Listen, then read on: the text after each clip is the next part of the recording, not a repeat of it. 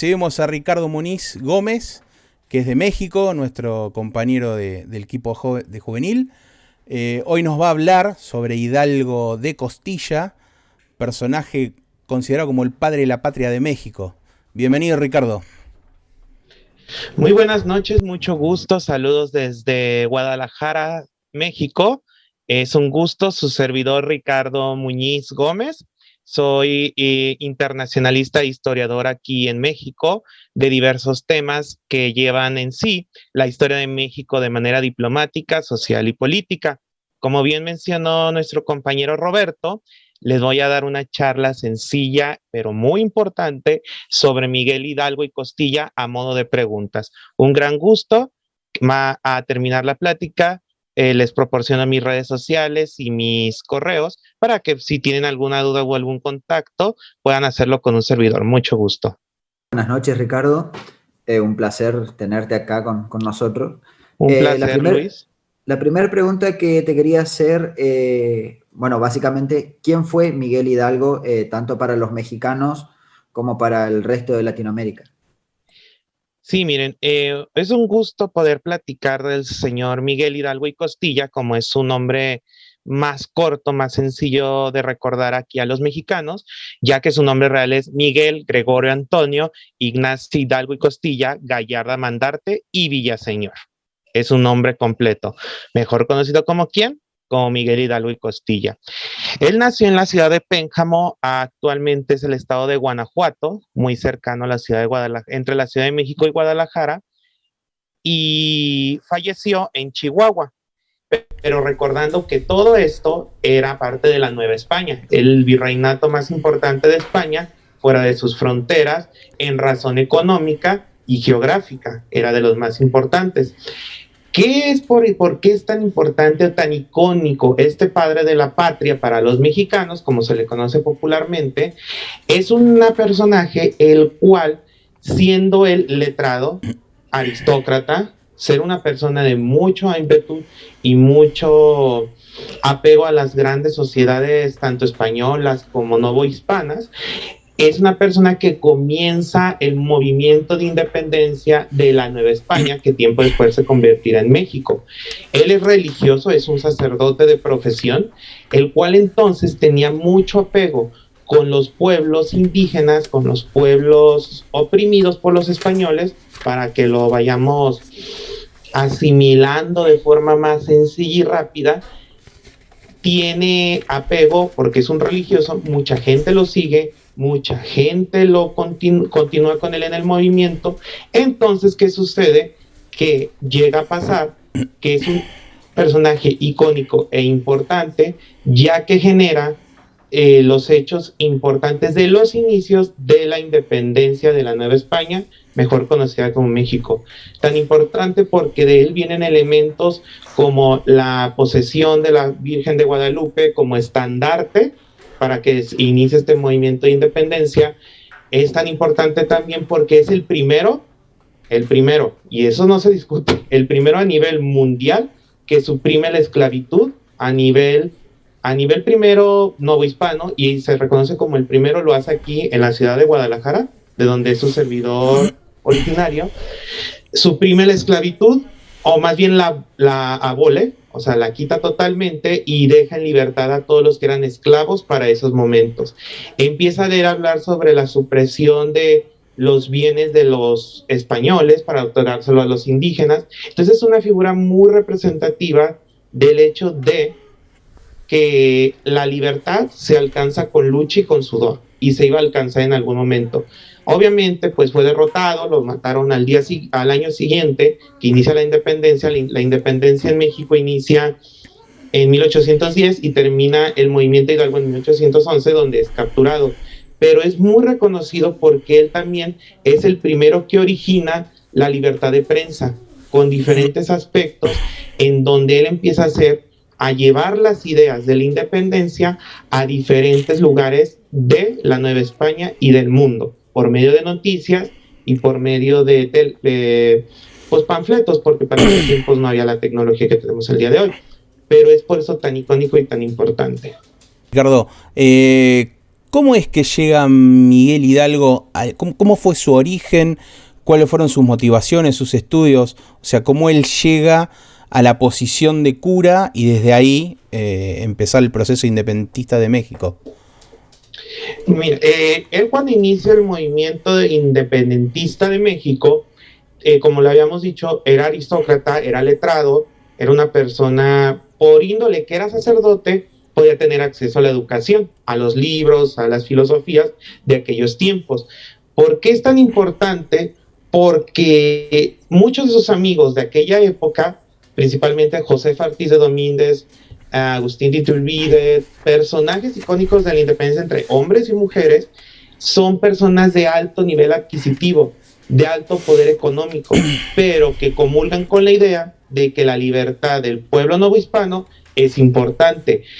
Él inicia su carrera como religioso, pero no comulgaba con la idea religiosa. Él sabía que la religión, si bien tenía oprimido al pueblo, no era tanto la religión, sino el poder monárquico. El virrey que estaba aquí representando a México, que era con ayuda de la iglesia. Él, de hecho, es excomulgado, lo excomulgan totalmente porque pues, está en contra de los reyes de España, tan soberanos y tan elegidos por Dios. Entonces, por eso es tan importante y tan ajuste en la importancia de su relevancia histórica, porque se sabe bien que es un sacerdote, pero tenía ideas que para esos tiempos viajó a Europa, viajó a veces a Europa, entonces ya estaba la Revolución Francesa, ya se había independizado los Estados Unidos, entonces como él era aristócrata, tenía varios amigos aristócratas, se juntaban en las famosas tertulias de libertad, donde un grupo de personas, a modo de conspiración, se puede decir porque pues era el poder supremo, la monarquía y el virrey, los mandan totalmente a la supresión. Entonces, en estas tertulias principalmente se analizaba el hecho de libertad y el hecho de lograr en algún momento la libertad. ¿Fue el único en que tuvo esa idea de revolución o estuvo acompañado por alguien o algún grupo de personas? Vos recién decías esa reunión de aristócratas, pero ¿hubo alguien que lo eligió a él? ¿Él se postuló? ¿Cómo fue ese movimiento? ¿Cómo se inició bien de adentro? Ese movimiento, Roberto y amigos, no se inició únicamente él eligiéndose como el líder supremo. Tiempo después de la independencia, él sí se postuló como generalísimo de las Américas, pero eso ya avanzado después el famoso grito de Dolores, que es cuando sale a tocar las campanas y llamar al pueblo.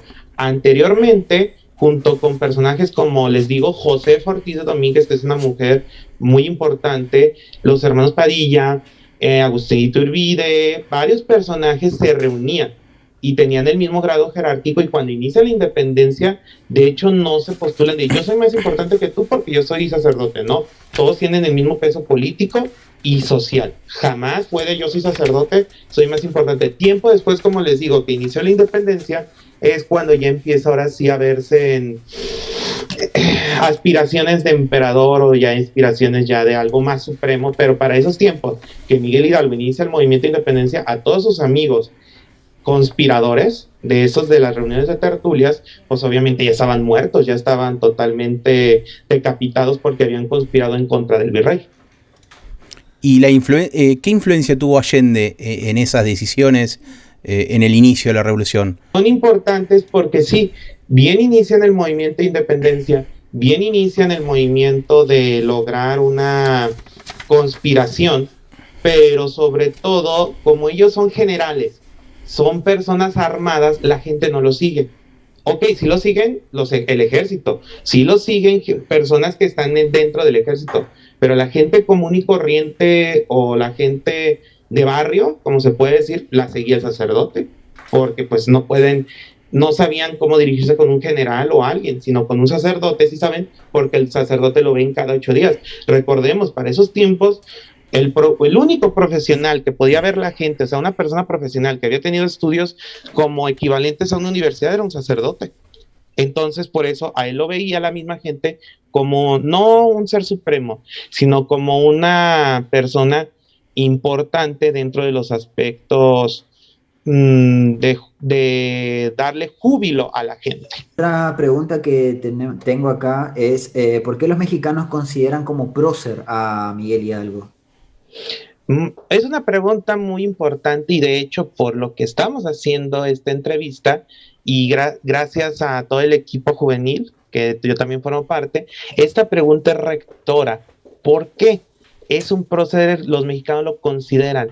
Porque si bien ya había indicios de un posible levantamiento de independencia en México, atrás de Hidalgo, Hidalgo es tan icónico y tan prócer porque es el que la gente lo ve como es un profesionista que se bajó del púlpito de dar misa en la iglesia y está con nosotros. Y quizás la gente interpreta como que Dios le tocó la cabeza, Dios le habló para que nos liberara del yugo español. Por eso es tan importante esta asemejación de iglesia, de religión con poder político. Por eso después México va a tener problemas con la iglesia, porque la iglesia dice, gracias a mí te independizaste. Pero es como de, pues sí, Hidalgo nos ayudó, pero tú lo excomulgaste, iglesia. O sea, no es como no es para que tú digas que eres el que ocasionó todo. Por eso es tan importante que nosotros reconozcamos que es un proceder para los mexicanos porque es como la asimilación de un padre. La madre es la Virgen de Guadalupe, como esa madre que te cuida, que quiere lo mejor para ti, que quiere lo mejor para, como dicen ustedes, para vos, quiere lo mejor para vos. Entonces un padre es el firme, el que te enseña el camino, el que te enseña los primeros pasos de educación. Entonces por eso es tan importante, son como la asemejación de una madre y un padre para los mexicanos, un padre que te guía por el camino de la libertad, la igualdad, la fraternidad, para lograr que el pueblo mexicano logre ver sus primeros indicios de vida independiente y de libertad, acentuada principalmente en que somos hombres libres e iguales. Si tuviéramos que enmarcar a Miguel Hidalgo, un hecho histórico, un evento, una batalla que lo conmemore más, ¿cuál sería ese evento? Miren, eventos hubo muchos en la Guerra de Independencia de México, hubo bastantes muy icónicos, entre ellos la batalla de diversas batallas como la de Cerro Gordo, la del el Monte de las Cruces, las batallas de la Algóndiga de Granaditas, que no sé si lo han escuchado en Argentina, del famoso Pípila. ¿Quién es este personaje? Es un indígena en la ciudad de Guanajuato que se pone una piedra en la espalda e incendia la puerta de donde estaba el representante del rey de España. Entonces, cuando Hidalgo, a modo de un asalto, para el bien del pueblo, roba los armamentos y la comida que estaba en esa algóndiga de granaditas. Entonces, es un hecho en donde todo el mundo dice, wow, Hidalgo, Dios o la Virgen, no sabemos, está hablando y le da el poder de liberarnos, por eso lo siguió tanta gente, por eso las primeras batallas que tiene Hidalgo fueron magníficas y fueron tan importantes, ¿por qué? Porque logró hacerse sobre todo de un poder que no ha tenido casi ningún líder a nivel mundial o latinoamericano. Casi todos los líderes de inicio de independencia o fueron generales o fueron militares, pero en el hecho de México es muy característico que un sacerdote empezara con este hecho. Por eso fue tan importante y tan arduo y tan vasto reconocer que Hidalgo tuvo batallas. Al principio las iba ganando por cuestiones de estrategia, no porque lo tocaba a Dios, sino por cuestiones de estrategias y que sobre todo algo muy importante en estudios geopolíticos y de guerra, conocía el terreno donde estaba librando las batallas, conocía perfectamente el terreno y a la gente, porque como fue sacerdote de varias iglesias y de varias, ¿cómo se puede decir? No sé, en Argentina su equivalente, a capitanía de capilla, o sea, tenía varias capillas, entonces mucha gente lo reconocía, decían, el Hidalgo, el gran Hidalgo que me bautizó, que me casó, que me confirmó, que dio mi primera comunión. Él es un santo, es una persona que tenemos que seguir. Tiempo después en Guadalajara, cuando viene, su intención, ahí sí meto parte de mi cuchara, que he investigado, su intención era pedir ayuda a los Estados Unidos, recién independizados, pedir ayuda a los Estados Unidos recién independizados. No logró conformar esta ayuda por cuestiones de tiempo, dinero y esfuerzo. Además, imagínense yéndose caminando de Guadalajara hasta Nueva York. Sería una distancia como vete caminando de Buenos Aires hasta Bogotá, Colombia. O sea, pues imposible, o sea, no es tan cercano. Y en la batalla de Puente de Calderón, cerca acá de Jalisco, cerca acá de Guadalajara, es donde es derrotado y lo mandan fusilar en la ciudad de Chihuahua, que al más adelante podemos ver hechos que de su fusilamiento, de cómo fue y el cruel final que tuvo Miguel Hidalgo. Bien, y ahora como última pregunta, Ricardo, Claro, un claro. pequeño por ahí anécdota que tienen, escuchamos de los mexicanos, ¿es cierto que Miguel Hidalgo tomó chocolate caliente la mañana de su fusilamiento como desayuno? Mira, Luis y compañeros, se sabe que el chocolate es muy representativo de México, es algo muy icónico en la cultura mexicana, en el Día de Muertos, el Día de los Santos Reyes, el Día de la Virgen de Guadalupe, tomamos chocolate porque es parte de nuestra cultura. De hecho, se sabe, ahí les doy un tip muy importante de México, cuando hacemos el altar de muertos, el 2 de noviembre, ponemos chocolate porque el chocolate era la bebida ancestral que tenían los antiguos prehispánicos para decir que era la bebida que te iba a comunicar con los dioses. O sea, me doy a entender en ese sentido, era como una bebida de, ay, es lo que te va a comunicar con los dioses, es lo que vas a hacer con los dioses para poder hablar con ellos. Por eso se sabe que le dieron chocolate, pero no porque lo pidiera, no, porque en la cultura mexicana, cuando estás a punto de morir o antiguamente, cuando te morías, te daban chocolate, para que cuando tú fallecieras, como no había instrumentos, no había tanta cosa forense para poder embalsamar los muertos, le daban chocolate para que cuando se empezara a podrir por dentro, no explotara y oliera feo. Por eso le daban chocolate. Y sí, lo fusilaron en la ciudad de Chihuahua, México, o sea, todavía existe esa ciudad al norte de México, casi frontera con los Estados Unidos, y lo fusilan y lo último que dice es viva la Virgen de Guadalupe, es lo último que grita. Y su cruel final es que lo degollan y su cabeza, junto con otros como Allende, Aldama y José Ortiz Domínguez, que eran estas personas icónicas que habían ayudado a la conspiración, les cortan la cabeza y les ponen la cabeza en la alhóndiga de Granaditas.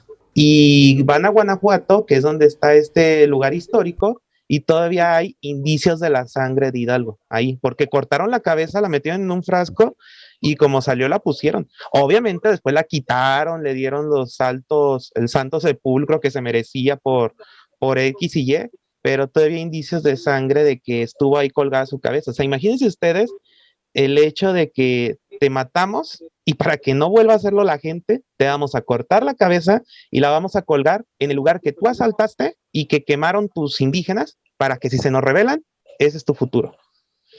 Ahora entienden por qué para nosotros es tan importante, porque es un hombre que logró la independencia a base de sufrimiento, que después la independencia, pues mágicamente les puedo decir que terminó hasta 1821, fueron 11 años de independencia, o sea, 11 años porque pues parece que a Nueva España, México no lo dejaban ir y era muy importante por las minas, el oro que teníamos, que supuestamente nunca encontramos.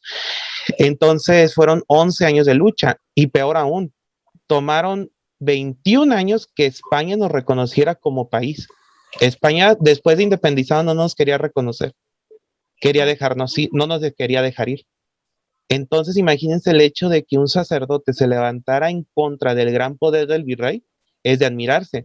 También en la historia de México existe Vicente Guerrero, que es también de la independencia, pero casi finalizando el movimiento de independencia, él es afrodescendiente.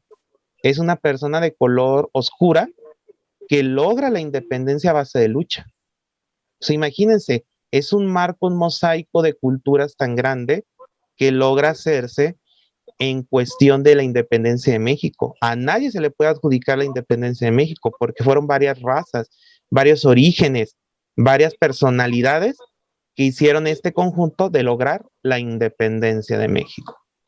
Bueno, Ricardo, muchas gracias por la charla que nos diste, por habernos Muchas contado gracias la a historia ustedes. de Hidalgo y bueno, muy enriquecedora, muy buena, de parte de todo el equipo juvenil del observatorio. Te damos nuestro agradecimiento.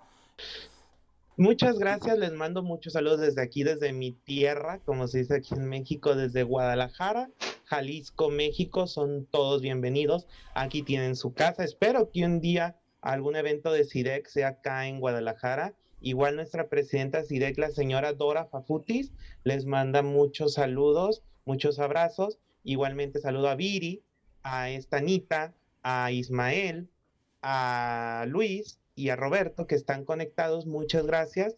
Pues somos un gran equipo que estamos saliendo con esto del grupo juvenil.